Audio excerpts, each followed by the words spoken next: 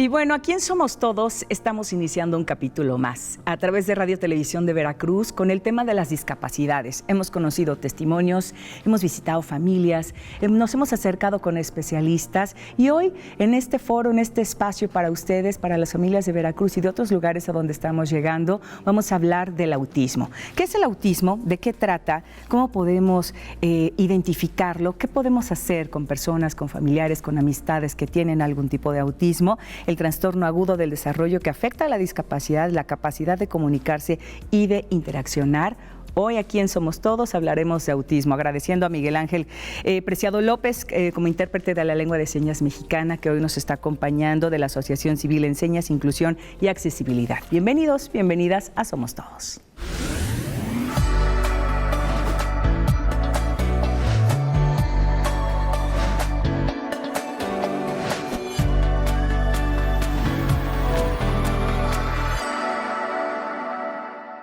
Y para hablar precisamente de estos testimonios que nos hemos acercado con padres y con madres de familia que tienen en la familia alguna persona con discapacidad, vamos a presentarles el testimonio de María del Pilar Asunción Lara Martínez. Ella es mamá de Santiago y Fernando. ¿Quieren saber de qué se trata? Veamos. Yo me llamo María del Pilar Asunción Lara Martínez, tengo 2 hijos con discapacidad. Bueno, el tipo de discapacidad que ellos tienen es intelectual. Fernando, pues es problema de lenguaje y le cuesta trabajo poner atención. Y Santiago fue por la epilepsia que le vino una discapacidad y él es por Asperger. Un amigo me recomendó una escuela donde podían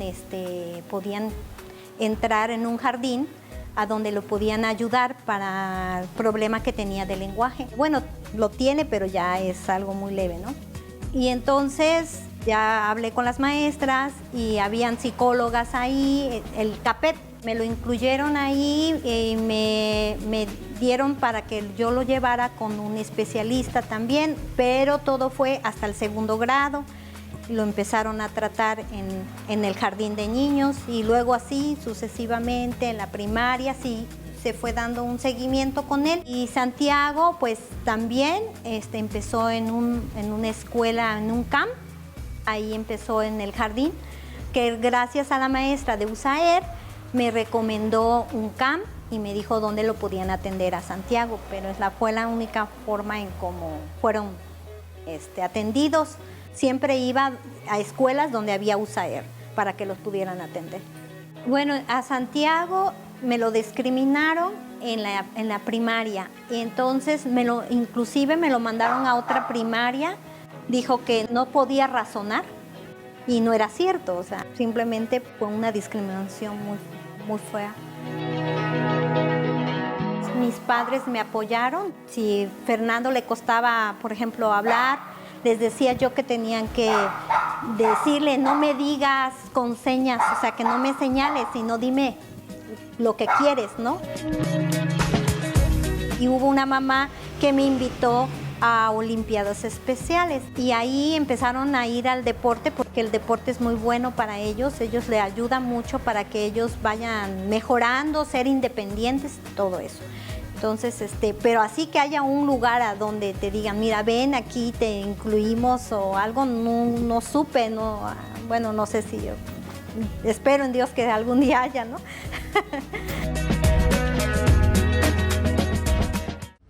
Y que vaya más adelantito sabremos qué es lo que hacen estos chicos que se involucran con el deporte y otras cosas y otras actividades. El día de hoy aquí en Somos Todos hablamos de autismo y es por eso que damos la bienvenida en esta ocasión a nuestra invitada con el tema de la detección temprana del autismo. Ella es Itzel Adriana Dionisio Cruz, subdirectora del Centro Estatal para la Detección del Autismo y a quien agradezco que hoy nos acompañes, que vengas a platicar con las familias de Veracruz y de otros puntos a donde estamos llegando, pues este tema, porque es importante saber qué es este trastorno del espectro autista de entrada. Gracias. Ok.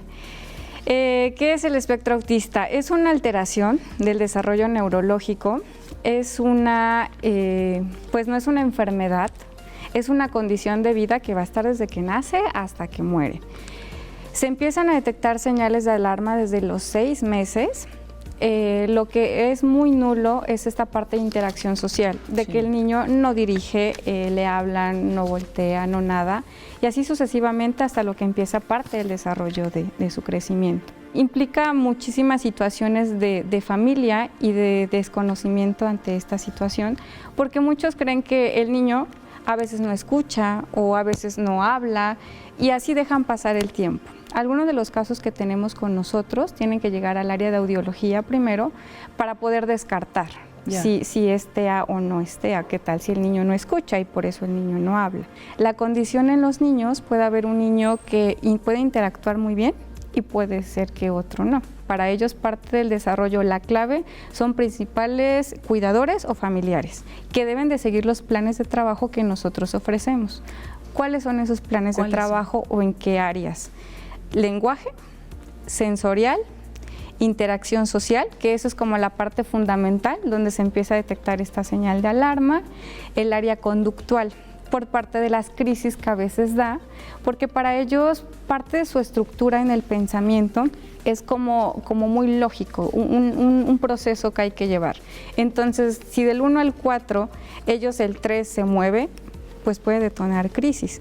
Y para todos los pacientitos que son de primera vez o los papás no saben de esta situación, se les enseña técnicas para que aprendan a autorregularse y no los veamos gritar. Algunos otros se pueden llegar a maltratar, jalar el cabello. Hay agresividad muchas veces. Sí.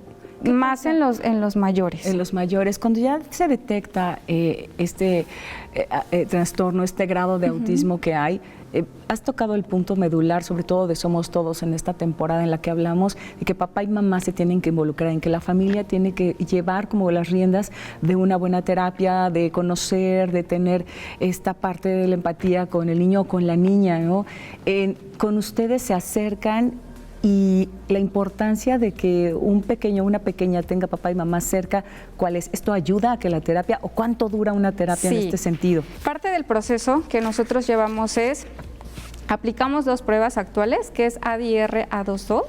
Estos hacen una sesión de 1 hora, 6 sesiones.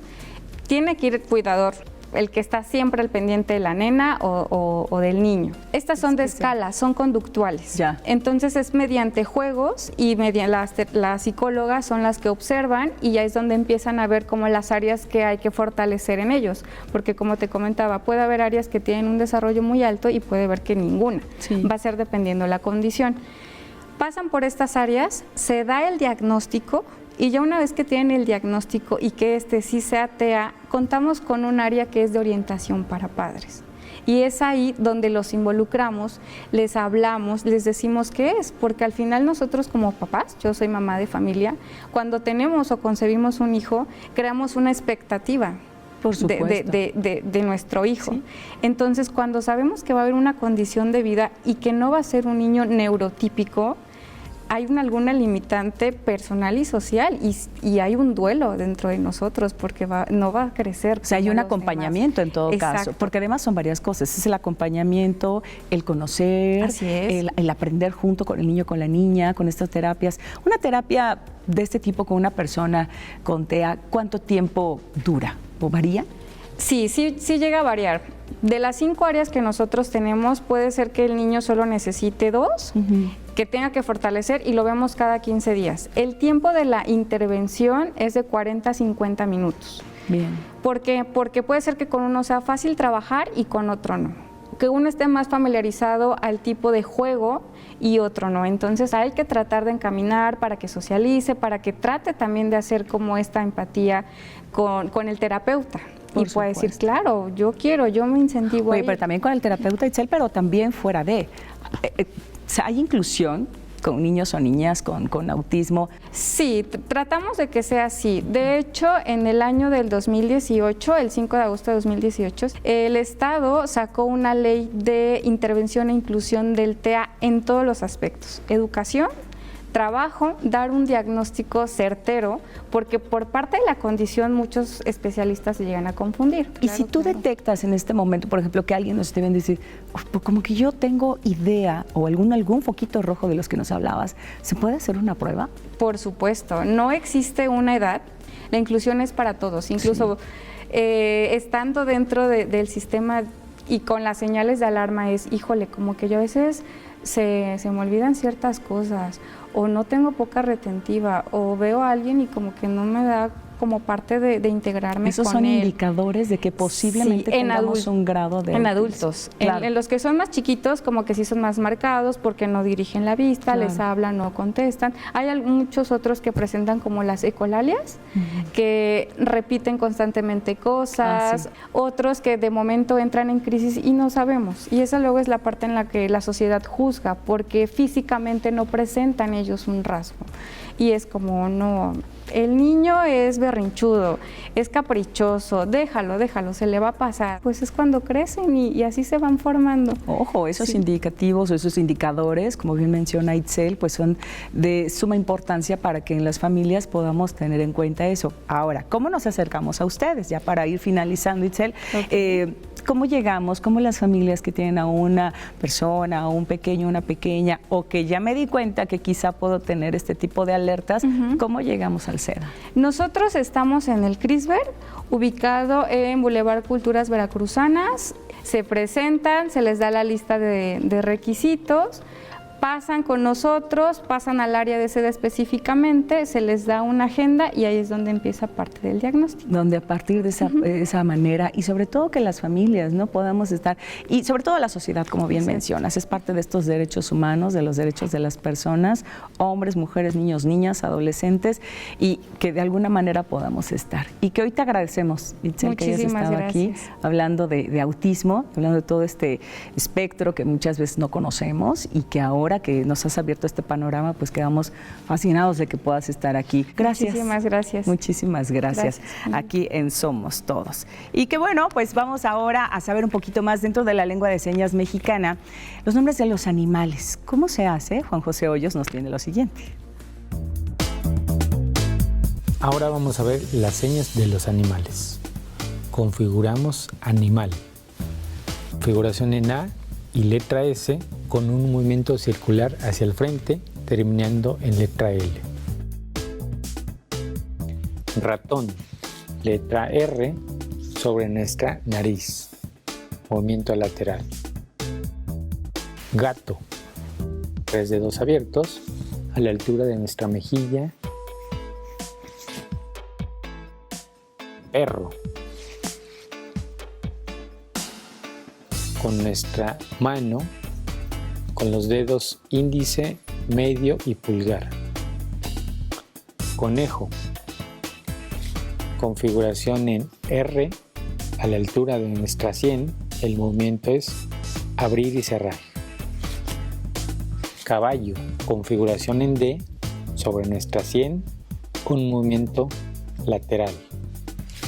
Burro, doble configuración en letra B sobre nuestras cabeza.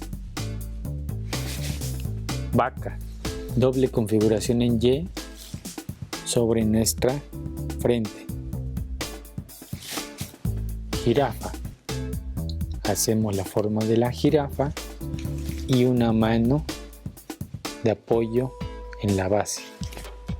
León, la configuración en 5 como una garra sobre nuestra mejilla. Tigre, configuración en 5, bajando sobre nuestro rostro y un zarpazo sobre nuestro pecho. Elefante, configuración en la letra E y el movimiento de la trompa hacia el frente. Oso, configuración en 5 sobre nuestra nariz.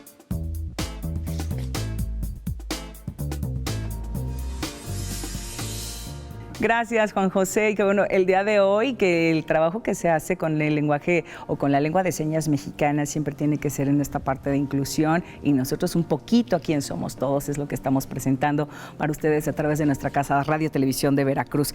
Hablando de las familias, siempre estamos enfocándonos a papá y mamá, abuelos, abuelas, tutores, tutoras, quienes se hacen cargo de pequeños o pequeñas con alguna discapacidad. El día de hoy estamos hablando del autismo, pero el trabajo también que se hace, por ejemplo, en lugares, en asociaciones, como esta asociación que se llama CRECE, Autismo y Discapacidad Intelectual. Y hoy para platicar con Alan Suárez, a quien le doy la bienvenida. Alan, muchísimas gracias. Muchas gracias. Pues saber un poquito más cómo las familias nos podemos involucrar, o en general la sociedad, papá y mamá, pero una sociedad en la que tenemos que hacer hincapié en que los temas de discapacidad tienen que ser con inclusión. Y ustedes con esta asociación, ¿qué es lo que hacen prácticamente? ¿Cómo estás?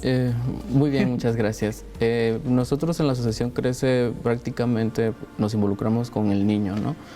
Buscamos que mediante terapias, mientras herramientas, estrategias, el niño progrese, el niño desarrolle las habilidades que necesita pulir, ¿no? Ya. Pero sí es muy importante, como bien lo dices, involucrar a la familia, ¿no? Nosotros realmente hacemos un pequeño, damos las bases para que la familia en sí sea quien apoya a sus hijos, a su familiar, ¿no? Porque con nosotros están unas horas y toda la vida están con la familia. O sea, ustedes son como este apoyo, ¿no? Como este empuje para que se vayan como con tips, con esta formación que puedan tener en casa. Por ejemplo, Alan, ya que va un niño o una niña, ¿realmente papá y mamá o las familias ya se acercan con las asociaciones? ¿Ya hay esta confianza? ¿Ya hay esta cultura del apoyo? ¿O siguen teniendo este miedo o esta no confianza de decir, ay, pues es que yo no voy, es que a lo mejor es muy caro, es que a lo mejor no sé qué hacer? ¿Todavía hay esta falta de cultura? Pues en cuestión, digamos que las familias se ven atropelladas por la situación, ¿no? Entonces buscan y tienen la necesidad de que alguien los respalde. Sí. Hay papás, hay familiares que van de centros en centros buscando quien les aporte lo que ellos quieren para sus hijos, ¿no? Entonces ahí es cuando los papás dicen, no, tengo que buscar, tengo que ver. Y si hay papás que desde la primera instancia dicen, voy a darle lo mejor a mi hijo y voy a buscar la mejor opción, ¿no? Hay papás que todavía les cuesta más que nada la cuestión de la aceptación, ¿no? Hay papás que nos tocó una vez, por ejemplo, una familia que ya nosotros le hicimos el diagnóstico de su niño, de su niña. Con autismo. Con autismo. Ajá. Y fue a otros 4 centros más para confirmar si era realmente, y el resultado fue el mismo. Luego regresaron con nosotros para otra confirmación. Entonces te digo, hay papás que lo aceptan y que de cierta forma lo asimilan, y es ahí cuando empiezan a buscar y si encuentran un lugar que les brinde lo que ellos buscan, se quedan. Pero hay papás que todavía les cuesta. Que todavía cuesta un poco. Desde lo que yo he visto, son pocos los que tardan en aceptarlo. Pero la mayoría, una vez que tienen la realidad, por decirlo de alguna manera, en sus manos, pues hacen todo lo posible por apoyar a sus familiares. ¿Qué es lo primero que ustedes les mencionan a papá y mamá? Porque de entrada es un shock tener a un familiar, no sabemos qué hacer, tenemos esta ignorancia al final de cuentas dentro de las discapacidades o de algunas discapacidades, y tenemos que empezar a aprender y de la mano junto con el niño, con la niña. ¿Qué es lo primero que hacen ustedes con papá y mamá? Lo primero que hacemos es decirles que se preparen, porque ya que les llega el diagnóstico de sus hijos, es decirles, ya lo tienen, ahora les corresponde prepararse, saber qué es el autismo, cómo ayudar a sus hijos, porque si los papás no saben del tema, no van a poder ayudar a sus hijos, no van a poder brindarles a ellos lo que necesitan para salir adelante. Entonces, es como que lo esencial, ¿no? E incluso a nivel social también.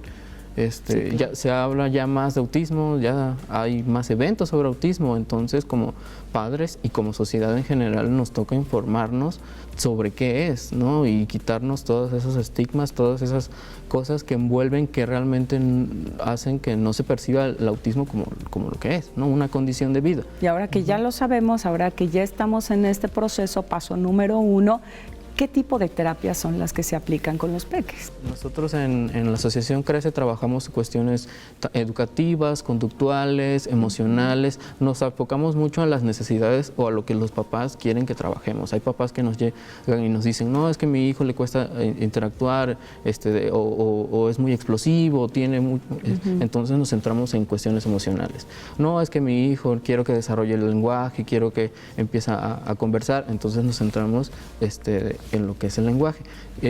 Igual tratamos de hacerlo de forma integral, involucrando cada uno de las áreas y darle lo más posible para que pueda desenvolverse, pero nuestro esencial es ver la necesidad de la familia, la necesidad de los papás, de lo que quieren que nosotros trabajemos con sus hijos. Y además que se llevan esta tarea también a casa, ¿cierto? Claro, es involucrarse, como te decía al principio, nosotros hacemos una pequeña parte y damos las bases para que los papás ayuden a sus hijos, ¿no? Siempre tratamos de involucrarlos en las terapias, de que vean qué es lo que trabajamos, de cómo lo trabajamos, para que ellos en casa puedan replicarlo y apoyar. Incluso también tratamos de que con las escuelas vincularnos, es un apoyo tanto de nosotros como terapeutas, los familiares y la escuela donde va el niño, ¿no? Tenemos que estar en constante comunión para lograr resultados. Por supuesto. ¿En Crece, ahí que se encuentran aquí en Jalapa? Así es, en Jalapa. Aquí en Jalapa, digo, por si usan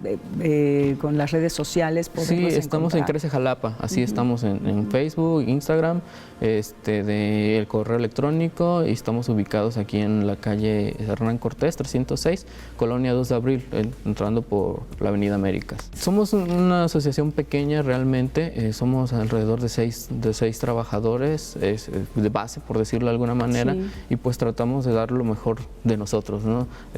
Trabajamos de mañana, trabajamos en la tarde, dando terapias, entonces ahí estamos. Y de eso se trata, de seguir apoyando, porque somos todos y somos todas Así también. Es, entonces ese es el tema, ¿no? De hacer estos vínculos, que junto con las familias que hoy nos están viendo, Alan Suárez, agradecemos que hayas estado aquí en este espacio, aquí en Somos Todos, hoy hablando de autismo y discapacidad intelectual de la Asociación Crece. Muchísimas gracias. Gracias a ti. Gracias. Y bueno, y aquí en Somos Todos tenemos más el día de hoy. Bueno, el trabajo que se sigue haciendo, y para que podamos seguir conociendo, chequen lo siguiente. Ellos al principio practicaron el karate y ganaron medallas. Con el tiempo participó mi hijo Fernando en tenis y Santiago también. Actualmente es básquet, pero ellos han participado en varios deportes. Hace falta que en la sociedad los incluya. Debe de haber más conciencia en la sociedad en general, ¿no? En las escuelas, con toda la gente, que esté más sensibilizada para estas personas, ¿no? Son personas iguales como tú y como yo, lo único es porque hacen las cosas más despacio, más lentas, y eso es todo, pero son humanos igual que nosotros, o sea, pueden hacer todo, nada más que un poquito más lento. Mi nombre es Santiago Lala Martínez, tengo 24 años de edad y soy un chico con capacidad. Y de verdad fue un placer conocer tanto a Pili como a Fernando, a Santiago, que son chicos deportistas que están involucrados en la sociedad, que trabajan, que estudian y que además de tener esta discapacidad siempre están pendientes de este crecimiento, al igual que el crecimiento que tenemos todos y todas aquí en este espacio para ustedes en Somos Todos. Gracias por haber estado, gracias por ser parte de este episodio y nos vemos en la próxima. Sigan en la señal de Radio Televisión de Veracruz. Hasta pronto.